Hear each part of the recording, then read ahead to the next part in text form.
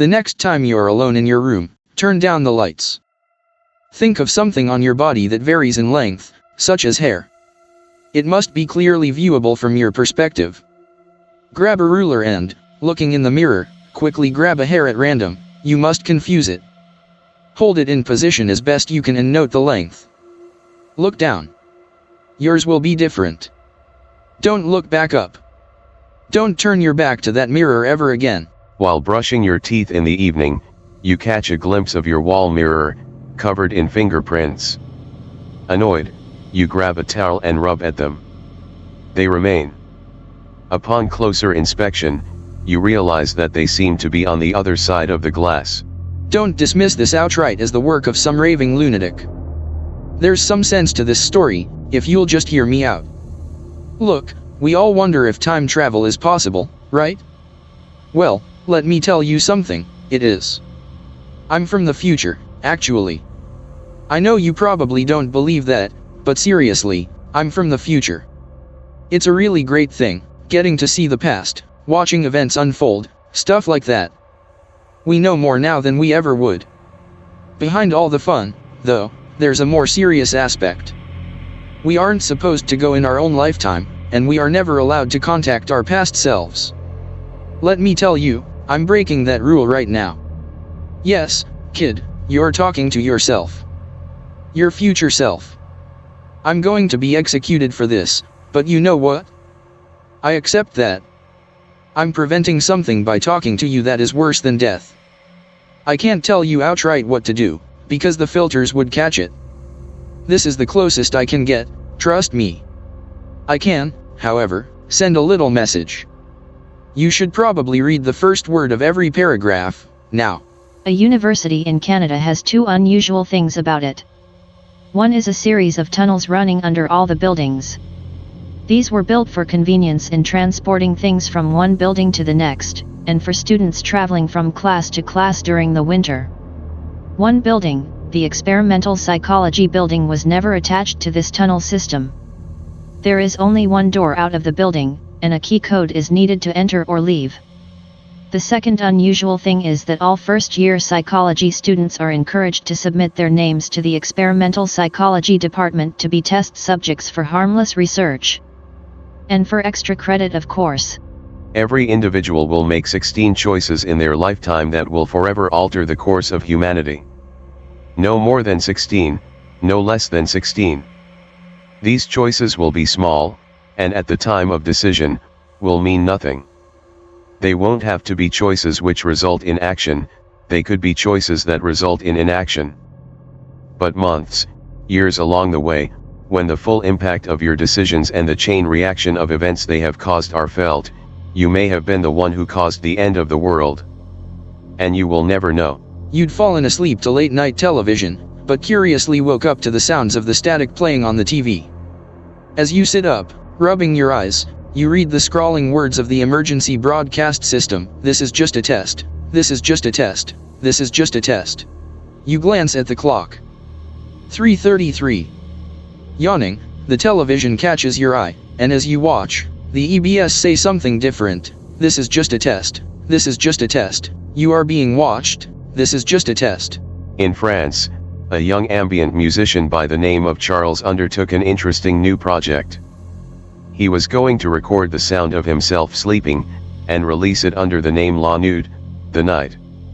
Charles lived alone in a rural area, which would remove things like car alarms, traffic, and such from being recorded. He planned his project for many months, acquiring the sensitive equipment to capture all outside noises as well as his own during sleep. Finally, on the 27th of September, he decided to execute his plan.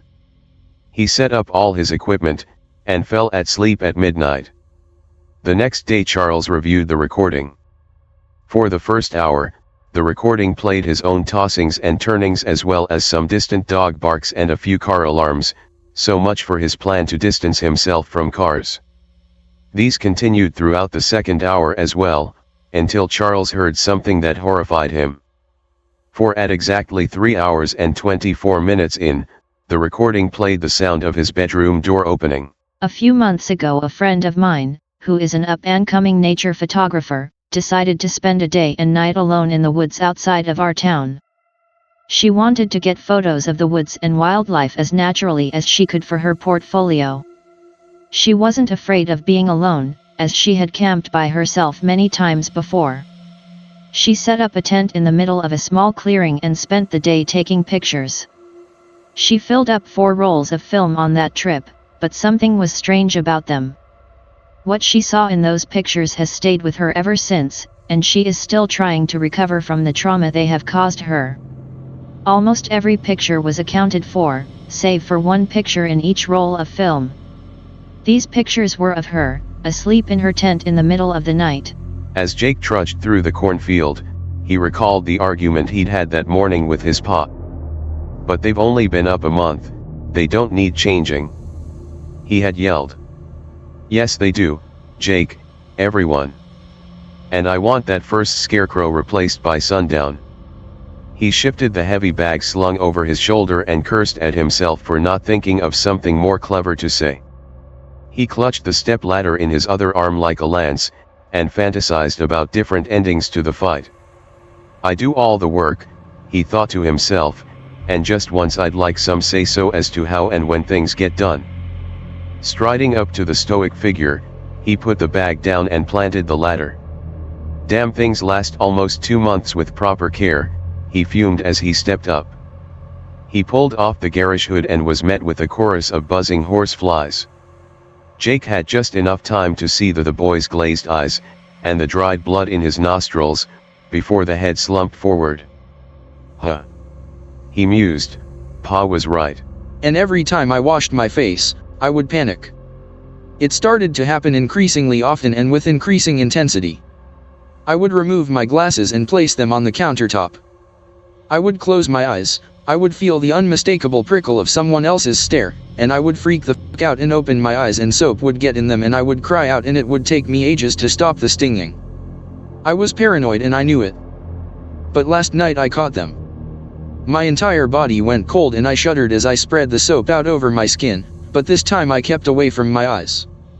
Humoring myself. That's what it was. My fingers shook just slightly as I danced them across my face, and the chill consumed me, and I cried out even though there was no pain, and just as I flipped the tap to help feign my dismay, I opened my undamaged eyes. And I was the only thing staring back. I looked into my own eyes, the glare of my glasses glinting back at me in my reflection. I smiled at it. The relief was unimaginable. I felt stupid. And I laughed. And I kept on laughing as I slapped the water across my face, and as I flipped the tap, and as I ran the towel against my skin. I kept on laughing as I left the bathroom, and as I fell into my bed, and as I pulled the covers up around me. It was only when I realized that I'd left my glasses on the countertop that I stopped laughing. I keep my eyes closed now. I'm not taking any chances. I think they've caught on. I can hear them whispering. I'm perfectly sane. Let me assure you, let me just make this absolutely clear to you, I am now, and I always have been, perfectly sane. I moved out of my mother's house nearly 4 months ago. I live in a shitty 3-story apartment complex on the west side of the river. The kitchen came with a tarnished refrigerator, the living room came with a hideous plaid couch, and the bathroom came with an enormous mirror. It stretches all the way across the wall. It made me nervous. I remember that. I remember it clearly. I walked into the bathroom and I walked straight out because of that goddamned mirror. Last week, I finally realized what it was. It's too f***ing clean. Everything in this apartment is stained and broken except for the mirror. Gradually, I came to think that I was just being stupid. The previous tenant had probably broken the last mirror, and the landlord had replaced it just before I'd gotten there. Makes perfect sense. I tried to tell myself that it didn't make me nervous. I'd go into the bathroom every night and I'd take off my glasses and wash my face and I'd try to ignore the panic rising in my chest. So I'd move slower on purpose, rubbing the lather into my eyes and making fun of myself for letting my childishness get the best of me. Stupid. The apartment itself was alright once I'd moved all of my things into it. There was cable, at least. The only thing was that whenever I'd flip the tap to get ready for bed, I'd be immediately overcome with this overwhelming feeling of dread. I would reach for my glasses and shove them on and whip my head towards the door. No one was ever there, but that didn't change the fact that someone was watching me. As irrational as it was, I knew that someone was watching me. I installed additional locks. I bought a very large wooden bat. I kept pepper spray in the side table drawer. I started to feel unsafe to the point where I was developing anxiety. It got so bad that I strongly considered moving back into my mother's house. I figured, however, that it would all pass and that this was the kind of thing that everyone deals with when they move out for the first time. I felt trapped and afraid, but I couldn't name a reason, and I knew that I was just being stupid, so I stayed. Stupid. Normally you sleep soundly, but the thunderstorm raging outside is stirring you from your sleep. You begin to doze, then another crash jolts you awake. The cycle lasts most of the night. So you lay there, eyes open and outward, looking at your room stretching out before you in oblong shadows. Your eyes move from nameless object to object, until you reach your mirror, sitting adjacent to you across the room. Suddenly a flash of lighting, and the mirror flickers in illumination. For a scant second the mirror reveals to you dozens of faces, silhouettes within its frame, mouths open, and eyes blackened. They stare out at you, their black pupils fixed upon your face. Then it is done. Are you sure of what you have seen? Unsettled, you don't sleep for the rest of the evening. The next morning you remove the mirror from your wall and toss it in the trash. It didn't matter if the vision you had seen was of truth or falsehood, you wanted to be rid of that mirror. In fact, you scrap every mirror in your house. Weeks pass and the event of that night falls into passive memory. You are spending the day at a friend's house and it's time to use the bathroom. While you are in there, the faucet starts to run without you prompting it. Taken aback by this, you do not yet act, trying to reason with your paranoia in your mind.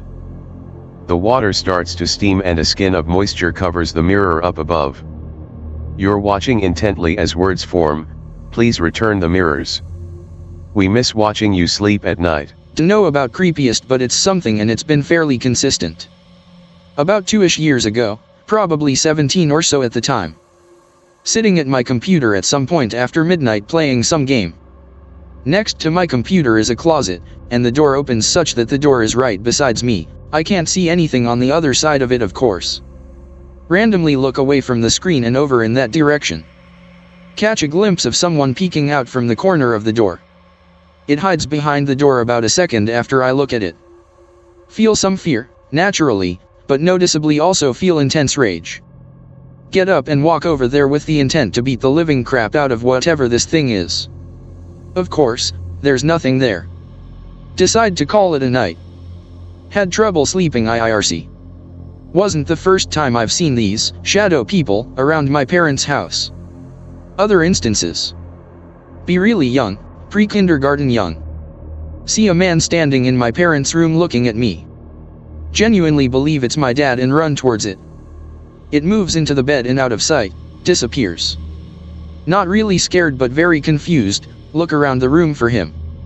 Mom and aunt, who was visiting, crapping themselves and almost call the cops. Final story, unsure if it's truly connected. Wake up one night. Girl in the corner of my room freaking screaming, dog is seemingly barking at it. Feel genuine fear from these things for the first time, haul goddamn ass out of my room and proceed to run into the wall of my hallway. No longer feel fear now that I've stopped running, just confusion. The one thing in common with all of these is that they appeared like what people describe shadow people on here as being, i.e. no distinguishable features, all shadow.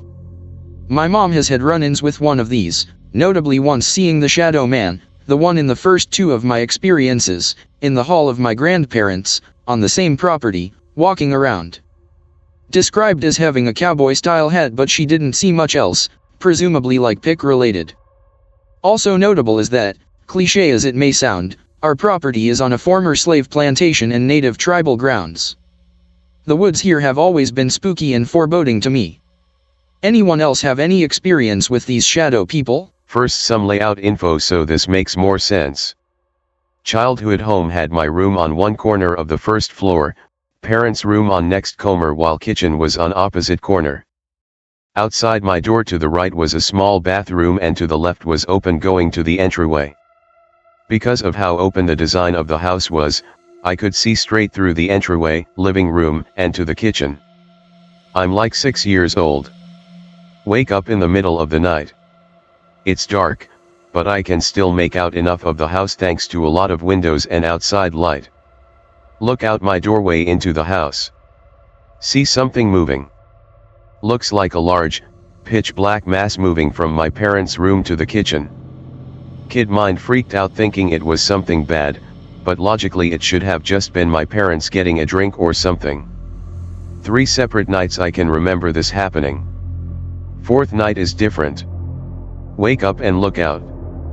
Instead of walking through the back, the figure steps right in front of my door from my bathroom. Pitch black mass, sorta a bell shape as if wearing a dress, bright red spots where the face should be that seemed like eyes. It stares right back at me. Freak the heck out and go under covers insisting I'm dreaming. Pull them back up. The thing is gone. Don't see it again. Years later. Tell this story and what I remember of it to my mom. She says she doesn't remember me ever telling her about it. But I do remember one time you really got me spooked. Ask her to explain. She says she left me in her bedroom watching TV while she did chores. Heard me talking to myself. Came to check on me. Apparently I looked at her and asked where'd the lady go. She didn't know what I was talking about. The lady with no face. She came out of your closet. I have no memory of this moment at all. I imagine most of this is just overactive child imagination, but I still keep an open mind about stuff because of it. Well, I have a few. Used to live in the Yukon where there's a bunch of abandoned buildings and old stuff from when the gold rush happened, as well as just being overall old. But this one happened at this townhouse that had a murder occur in it, and then some old guy died in there as well. Live with my mother and little brother at the time. Technically evicted out of one place after the place goes up in flames. Move into this new place, which was oddly cheap. Pretty nice place, know nothing about its past yet. First night there. Go up the stairs in the middle of the night. In the corner of my eye there's a dark figure. Tall, pitch black. Darker than the house currently. Even the light from the bathroom doesn't seem to give this thing any form of viewable features. And he's tall. Tall enough that it had to be hunched over in the room. Did I mention he was in my little brother's room, standing over his bed? I want to run. Can't. I can't see its eyes if it had any, but I knew they were now fixated on me. But it doesn't come. It just sort of stands there for a moment before disappearing. And when I say it disappeared, it didn't take off in a plume of smoke or some shit like in a movie. It was instant. Just gone. I was relieved to find my brother wasn't in there at the time, so I just went back to my room and freaked out a bit in there.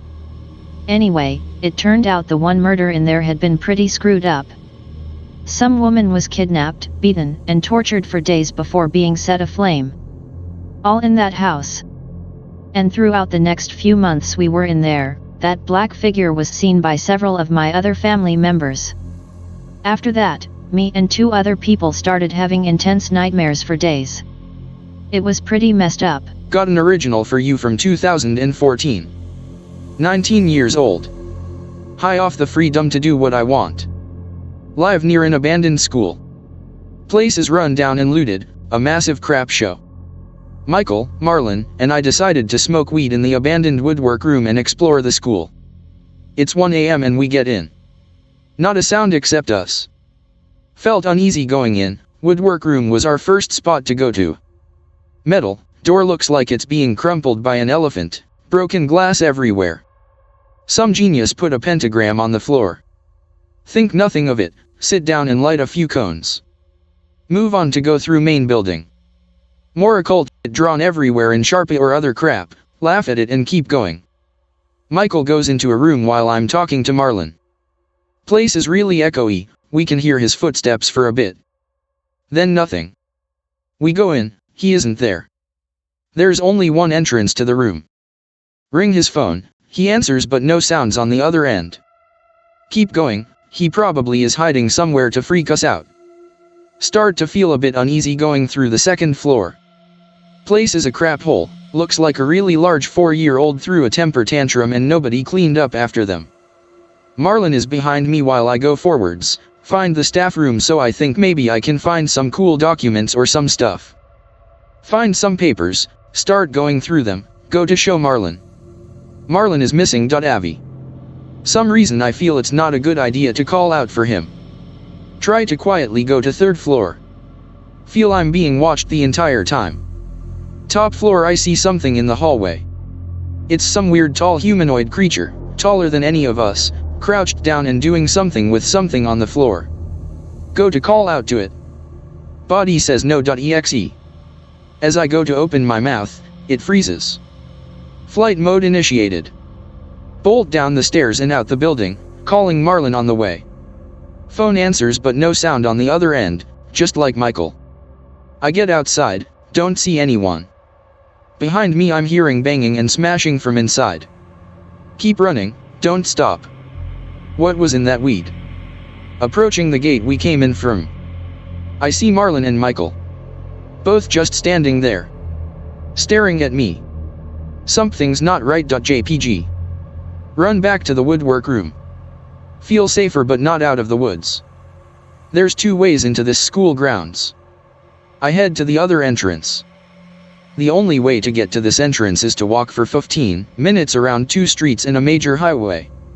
As I approach, I see Marlon and Michael there. How did they beat me? WTF. Same blank stare. Same emotionless stance. Nah, this ain't right. Head back to the woodwork room. There I see lights inside of it. White lights, moving around. From phones maybe? Go to peer in. Marlon and Michael are sitting there smoking cones, acting like themselves. I run in and tell them what happened. They claim I went to take a piss. That I was gone only for a minute. WTF, this isn't acid, this is pot, don't lie. I suggest we go back home. Go to the gate, nobody there, we leave the school. I turn around and look back at the school. Swear I saw a light turn on in the 3rd floor and then turn off. Spent the rest of that night not sleeping. The school got torn down a year or 2 later. Nothing has been built there since.